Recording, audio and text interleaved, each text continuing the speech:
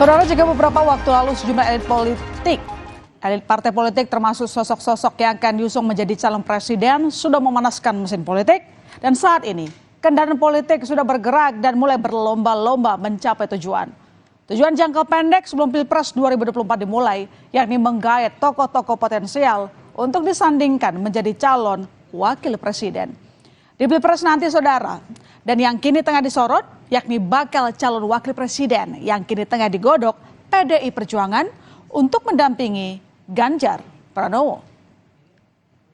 Sejumlah nama bakal cawapres yang akan mendampingi Ganjar Pranowo diungkap Ketua DPP PD Perjuangan Puan Maharani. Nama-nama itu antara lain Menteri BUMN Erick Thohir, Menteri Pariwisata dan Ekonomi Kreatif Sandiaga Uno, dan mantan Panglima TNI Jenderal Purnawirawan Andika Perkasa. Puan pun membocorkan kriteria seperti apa yang akan dipilih mendampingi Ganjar.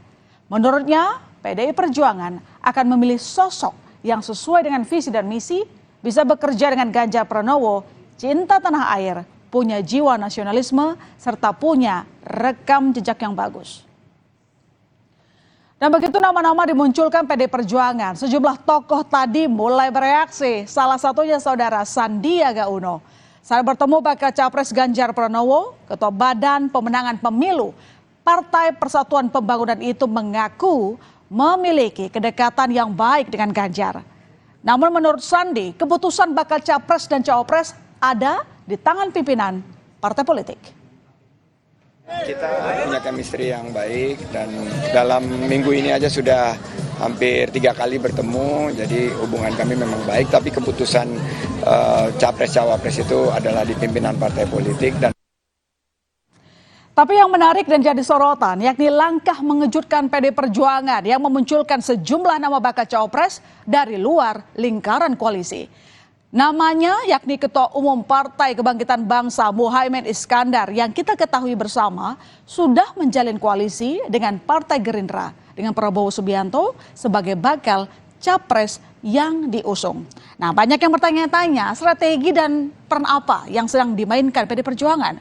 Apakah benar langkah ini untuk memecah suara lawan politik di Pilpres 2024? Cak Imin pun, sapaan akrab Muhaimin menyatakan, akhir dari teka-teki siapa yang akan berdampingan dengan siapa di Pilpres nanti, semua berserah pada takdir.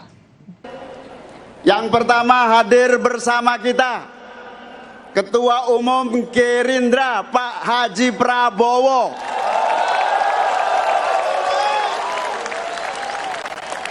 Tepuk tangannya dahsyat penuh rasa cinta. Mohon maaf Mbak Puan, saya sebut pertama karena kita sudah koalisi 11 bulan lamanya.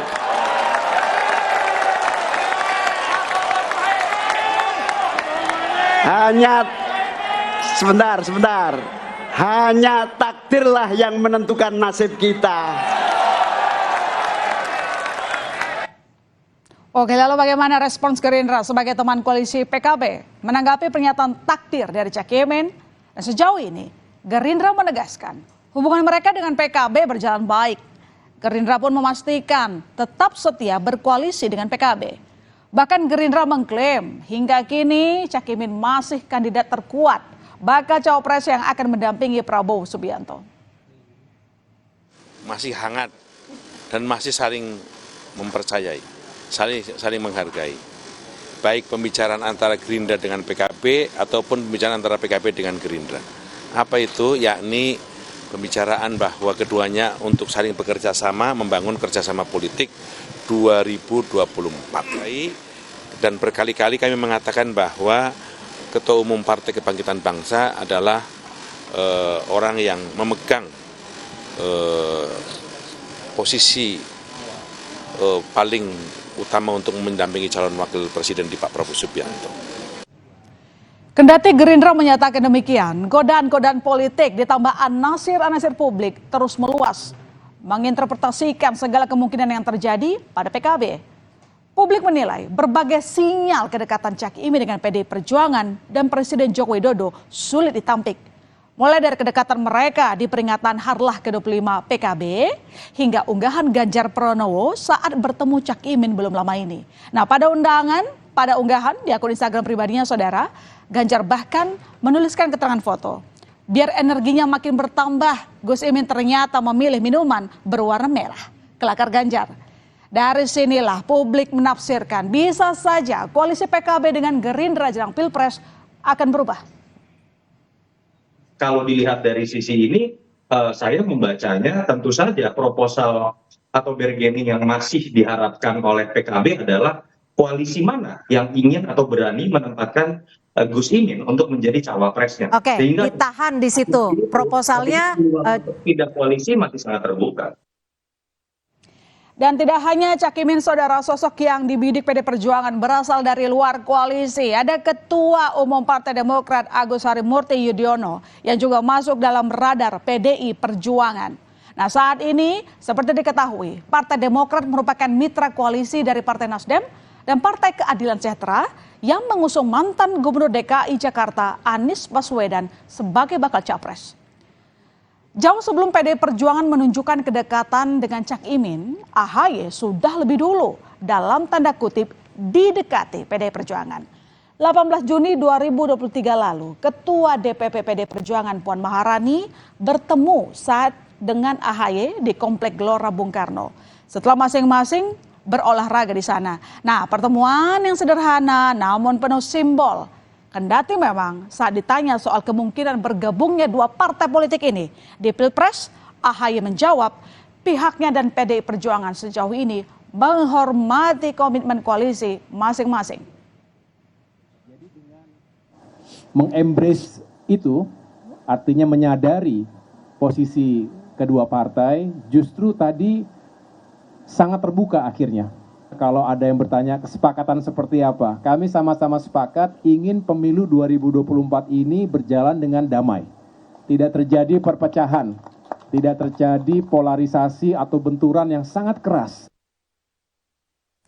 Lalu bagaimana respons Anies Baswedan melihat nama AHY masuk dalam radar bakal cawapres Ganjar Pranowo? Dan saat ditanya hal ini, Anies mengaku tidak mempermasalahkan hal itu. Anies bahkan memastikan koalisi perubahan masih solid dan Demokrat masih berada dalam koalisi. Nama Pak AHY kan ditarik-tarik ke kubu lain, gimana Pak tanggapannya Pak? Enggak, solid kok. Menurut saya malah bagus. Jadi bagaimana teman-teman di Demokrat berkomunikasi dengan partai lain, tapi pilihan sikap itu tidak berubah. Ya. Di balik heboh-heboh gosip politik, siapa dipasangkan dengan siapa? Sebenarnya sebesar apa sih elektabilitas sejumlah tokoh yang digadang-gadang berpotensi jadi cawapres? Nah, saudara, berdasarkan survei terbaru yang dirilis lembaga survei indikator politik, nama Erick Thohir memiliki elektabilitas terbesar yakni 18,5%. Disusul dengan Gubernur Jawa Barat Ridwan Kamil dengan elektabilitas 16,9%, Sandiaga Uno dengan elektabilitas 11,8%, dan Agus Harimurti Yudhoyono dengan elektabilitas 11,4%. Nah, indikator politik juga membuat simulasi melalui survei sosok bakal capres dan cawapres jika disandingkan berdasarkan koalisi yang sudah terbentuk saat ini. Hasilnya, jika sosok Anies Baswedan dipasangkan dengan AHY, elektabilitasnya saat ini mencapai 22,1%. Lalu sosok Ganjar Pranowo jika dipasangkan dengan Erick Thohir, elektabilitasnya mencapai 37,6%. Nah, Prabowo Subianto jika dipasangkan dengan Cak Imin, elektabilitasnya mencapai 32,7%. Namun indikator politik juga mengungkap, saudara, elektabilitas bakal capres dan cawapres masih bergantung pada arah dukungan Presiden Jokowi.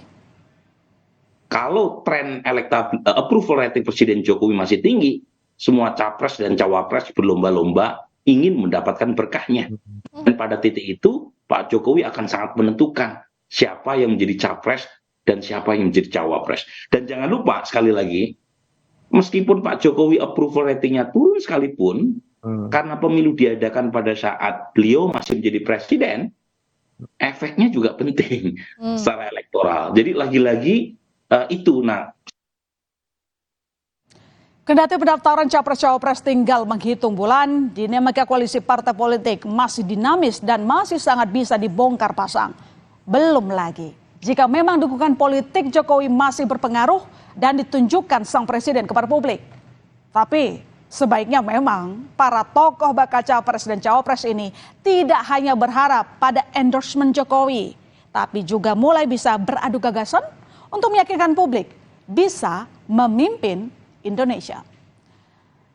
Saudara-saudara lain di berita utama, jurnalis Kompas TV jadi korban pemukulan saat hadiri acara diskusi generasi muda Partai Golkar hari ini. Selengkapnya berita utama segera kembali.